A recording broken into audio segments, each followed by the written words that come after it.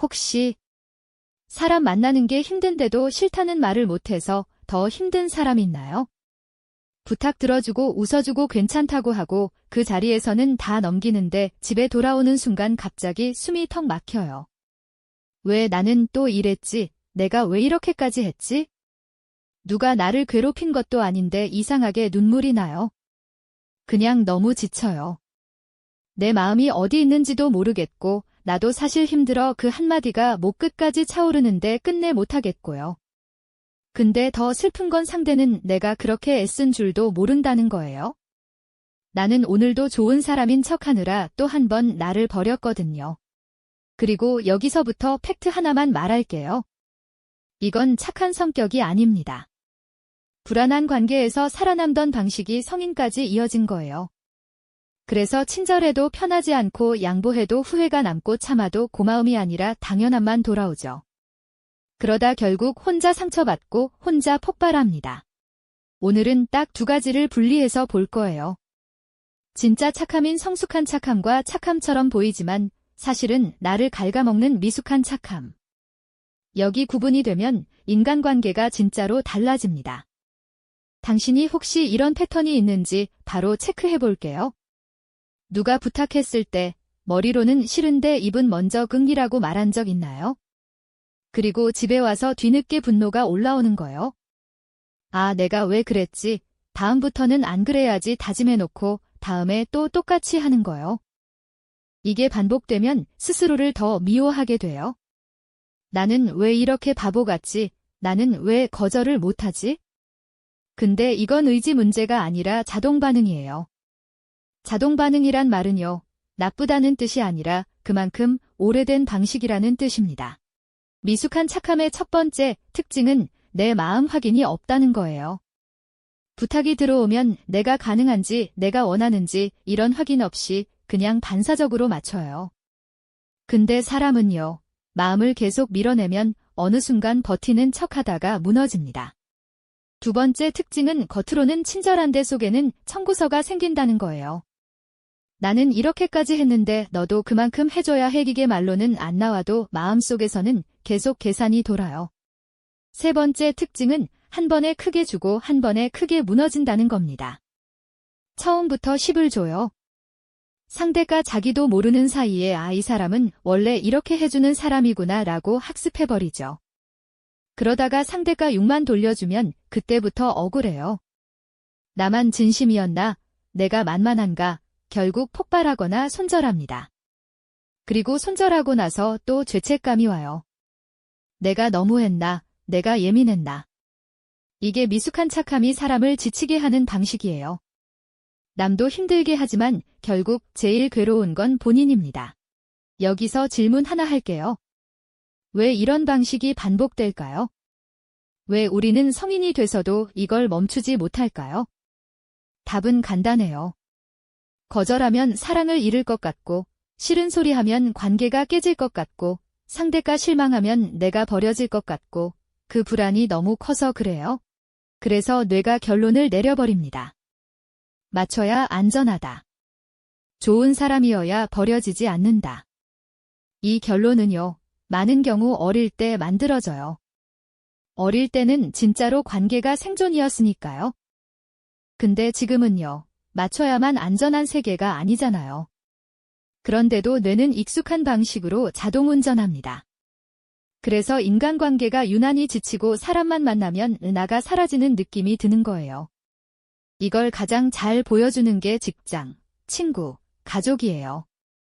사례로 딱 3개만 들어볼게요. 먼저 직장. 업무 부탁이 들어왔을 때 이건 내 일이 아닌데 라는 생각이 들지만 입이 먼저 네 할게요 라고 나와요. 이유는 단순해요.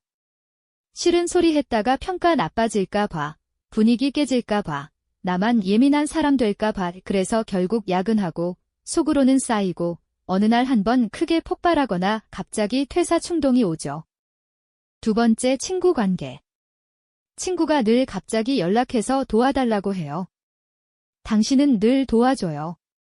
근데 어느 날 당신이 힘들어서 오늘은 못해라고 하면 상대가 삐치거나 서운해해요. 그때 당신은 확신해버립니다. 봐, 내가 거절하면 관계가 깨져 그래서 다시 맞춰요. 세 번째, 가족. 특히 부모님이나 형제자매, 가까운 가족은 더 어려워요. 가족에게 거절하면 내가 나쁜 사람이 되는 느낌이 들거든요. 그래서 계속 양보해요. 근데 가족은 더 쉽게 당연하게 여기죠. 그러면 당신은 더 억울해지고 더 죄책감에 갇힙니다. 이게 착한 아이 컴플렉스가 인간관계를 망치는 구조예요. 자, 여기서부터 해결로 갑니다. 오늘 목표는요, 갑자기 차갑게 변하는 게 아니에요. 앞으로는 나도 막 할 거야, 이거 아니에요. 오히려 그렇게 하면 반대로 죄책감만 더 커져요. 필요한 건 성숙한 착함으로 넘어가는 기술입니다. 자동운전을 끊는 버튼이에요. 첫 번째 기술은 거절이 아니라 즉답을 끊는 겁니다. 거절 못하는 사람들은 바로 대답해요. 이때 이미 결정권을 넘겨줍니다. 그래서 첫 문장은 이것이에요. 지금은 확답 못해 확인하고 말할게. 일단 일정 보고 다시 연락할게. 오늘 안에 답 줄게. 이건 상대를 공격하지 않으면서도 내 뇌의 자동 반응을 끊는 버튼입니다. 그리고 시간을 벌었으면 딱 10초만 체크하세요. 내가 이걸 하고 싶나? 아니면 불안해서 하나? 이 질문만 해도 반이 해결됩니다. 두 번째는 선 긋는 기준을 2개만 만드는 거예요. 기준이 없으면 흔들리고 흔들리면 후회합니다. 기준 1은 내 에너지입니다. 이걸 들어주면 내 일상이 무너지나. 무너지면 그건 친절이 아니라 자해예요. 기준 2는 내 가치관입니다. 건강, 가족, 내 일, 내 회복, 내 루틴. 그걸 깨면서까지 맞춰주는 건 나를 존중하지 않는 행동입니다. 성숙한 착함은 남을 존중하는 만큼 나도 존중합니다. 세 번째는 관계 안 깨지는 거절 문장을 준비하는 거예요. 거절할 때 가장 위험한 건 설명 과다입니다. 구구절절 변명하다가 틈을 줘요. 그래서 문장은 짧고 단단해야 합니다. 이번엔 어려워. 지금 내 일정상 무리야? 그건 내가 도와주기 어려운 영역이야. 오늘은 쉬어야 해서 안 될 것 같아. 여기서 포인트는 미안하다고 말해도 되는데 죄송할 필요는 없다는 거예요. 그리고 대신 이건 해줄게 같은 보상 제안은 지금 단계에서는 하지 마세요. 또 착한 아이 모드가 돌아옵니다. 네 번째는 기대치를 줄이는 겁니다. 미숙한 착함이 괴로운 이유는 사실 상대가 나빠서가 아니라 내 기대가 너무 높기 때문이에요. 나는 10을 주고 상대가 6을 주면 상대가 나쁜 사람이 아니라 내가 10을 준 방식이 과잉이었던 거죠. 그래서 성숙한 착함은 처음부터 10을 주지 않아요. 3만 주고 반응을 봅니다. 상대가 고마워하고 존중하면 4, 5로 늘리고 당연하게 여기면 멈춥니다. 이게 차가운 게 아니라 서로를 지키는 방식입니다. 여기서 질문 하나 더 할게요. 거절하고 나면 뭐가 올라오죠? 죄책감이요. 내가 너무했나? 내가 나쁜 사람인가? 그 죄책감이 올라오는 순간 대부분 다시 연락해서 아냐 내가 할게 해버립니다. 자동운전으로 복귀하는 거예요. 그래서 죄책감이 올라올 때 바로 쓰는 1분 루틴이 필요합니다. 지금 올라오는 건 죄책감이지 잘못이 아니다. 내가 나를 지키는 건 관계를 망치는 게 아니라 정상이다. 불편함을 견디는 연습이 지금 성장이다. 이 세 문장을 소리내서 말하세요. 뇌는 반복된 문장을 새 규칙으로 학습합니다. 그리고 마지막, 인간관계가 진짜 좋아지는 가장 근본적인 한 가지가 있어요. 내 삶의 관계 말고도 나를 살게 하는 것을 만드는 겁니다. 인간관계가 힘든 사람들은 관계로 나를 채우려고 해요. 인정, 호감, 반응. 근데 그게 없으면 무너지고, 그러니까 더 과잉 친절을 하게 됩니다. 순서가 바뀌어야 해요. 사람을 잡아서 나를 채우는 게 아니라 내가 나를 채워야 관계가 편해집니다. 내가 좋아하는 활동, 혼자서도 회복되는 루틴, 스스로 결정하고 성취하는 경험. 이게 생기면 사람에게 덜 집착하게 되고 상대 반응에 덜 흔들리고 거절해도 덜 죄책감 느낍니다. 그때 비로소 성숙한 착함이 가능해져요. 정리할게요.